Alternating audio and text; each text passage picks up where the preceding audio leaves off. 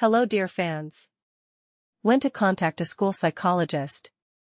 When faced with a variety of parenting challenges, caring parents can turn to a school psychologist for advice. In what situations do you need to immediately contact a specialist?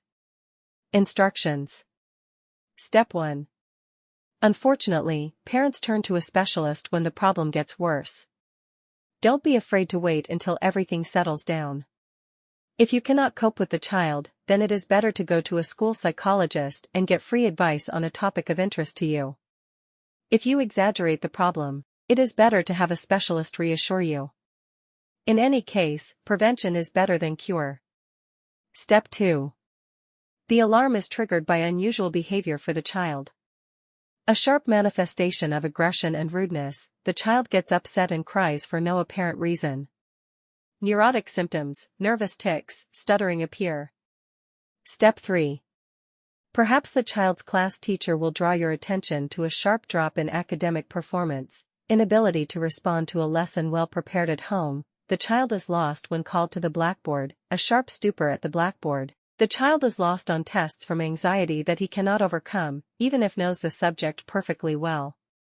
Constant violation of discipline, ignoring the rules of behavior, conflicts with peers, teachers. Step 4. If the child is going through any stressful situations, moving, parental divorce, the appearance of a new child in the family, illness, and death of relatives. All these reasons mainly cause a depressive mood, unwillingness to study. It is difficult for parents to find a common language with their child. Step 5. Mental stress becomes the cause of physical deviations from the norm.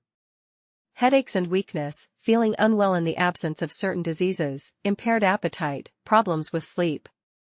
Step 6.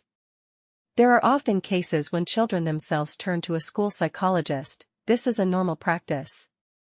It is necessary to tell the child if it is difficult for him to talk with his parents, with friends. There is a specialist at the school, a person with whom he can share any personal problems, get advice, and there is no need to be afraid that someone will find out about his problem. Moreover, the child is probably already familiar with a school psychologist who regularly tests students.